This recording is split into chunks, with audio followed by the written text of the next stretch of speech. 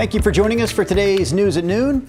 I'm Drew Carney. And I'm China Green. Our top story, Portland police have released a description of the person they believe set fire to ballot boxes in Portland and Vancouver. So investigators say they're looking for a white man, likely in his 30s, who's either balding or has short hair. Police say he drove a dark-colored Volvo S60 with no front license plate. Investigators also believe he has a history with welding or metal fabrication based on the devices that they recovered. Portland Police Chief Bob Day says the Bureau was aware of potential threats to ballot boxes before Monday. We were having conversations both internally and with city leaders about the possibility of the events that occurred on Monday. So as disappointed as they were and the fact that we weren't able to prevent them, but we were aware, we were having conversations, we were being strategic in that. Clark County election officials have now identified 488 ballots that were burned or damaged. As of last night, 345 of those voters have proactively reached out to get a replacement ballot, and elections will mail out 143 replacement ballots to other voters later today. Crime Stoppers of Oregon is now offering a $2,500 reward for any information that leads to the arrest of the suspect. Election day is only 5 days away at this point. Portland police say they're getting ready with plans in place to deal with any protests that turn violent. KGW's Celine Stevens has more after hearing from city leaders, including Mayor Ted Wheeler and Police Chief Bob Day.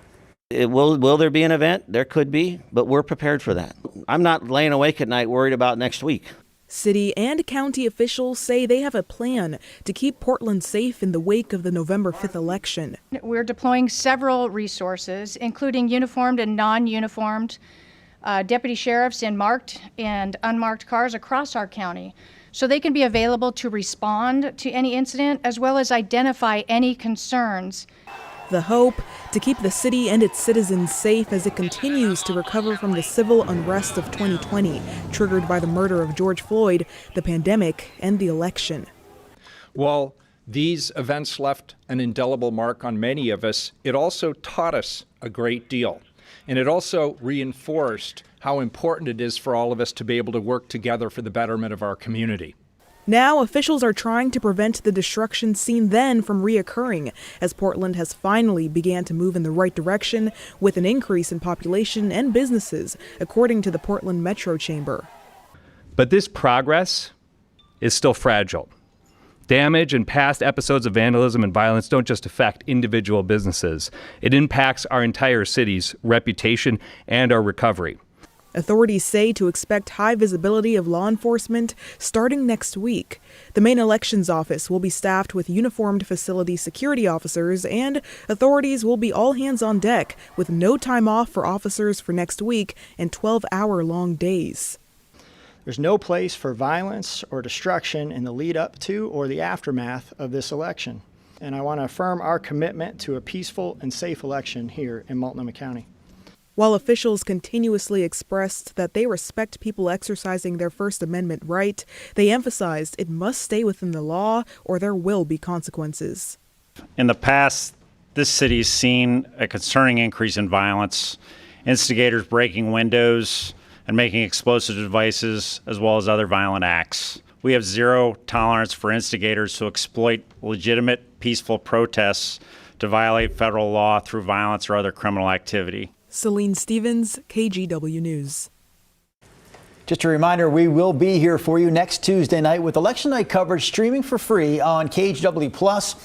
KGW anchors David Mulco and Laurel Porter will be joined by political analysts to break down all the results as we get them for key races, both local and national. Our team of reporters will also be spread out across the region that night, covering election night parties.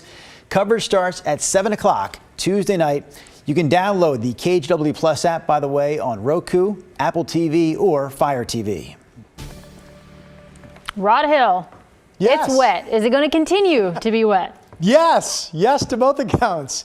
Here's the latest trick-or-treat forecast for the evening hours. I have not changed anything if you watched our show this morning. I will say that 50 at 6 o'clock and 49 at 8 o'clock, the main trick-or-treat hours, 49 at 10 o'clock. If anything, we might be a degree or two cooler, but pretty much steady temperatures. The big story is this: steady rain, all areas, a very wet evening, including the possibility of some heavier rain pockets moving through. So it's going to be a night where you're going to be walking through puddles, especially if we have leaves in some of the storm drains. The raindrops are going to be coming down. It's all from this low up here. The circulation around this low is going to start pulling this batch of moisture right here into us. That's going to keep the rain machine going this evening, overnight, tonight, into tomorrow. Right now, some mostly light to moderate rain passing through downtown Portland. There's the rainy scene from our sky cam. Here's 5 o'clock down on Futurecast, rain, and that just continues into the evening hours. So 49 right now, 51 at 4, 49 at 8 o'clock. Did I mention it's going to rain tonight? I believe you did. Okay, thank you. That was my main message. Back All to right. you. We'll have more from you, Rod, coming up later. That's it for now. And then as the game just keeps on going, we got teammates that are not even my skin color getting called N-words, me getting called the N-word. The Oregon School Activities Association is investigating allegations of racist and hateful remarks made by members of the Tillamook High School football team. So that was a Milwaukee high school player we just heard from a moment ago. He says he heard a Tillamook player call one of his teammates the N-word after he got knocked down during a play.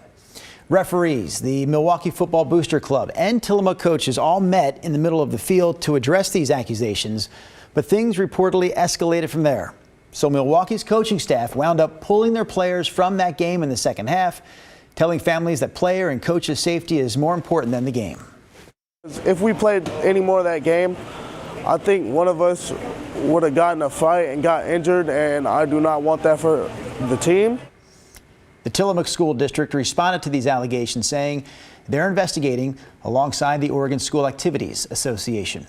And for the second time in just a few weeks, Portland parks have been tagged with anti-Semitic graffiti. Viewer photos sent to KGW show swastikas and anti-Semitic messaging at the skate park and other buildings around Laurelhurst Park. We talked to security director of the Jewish Federation of Portland. This is something that people are living with every day, and it can be very harmful to see those symbols in their own city. It's very unnerving, certainly speaking for many in the community. It's very unnerving to see. It makes many people feel unsafe.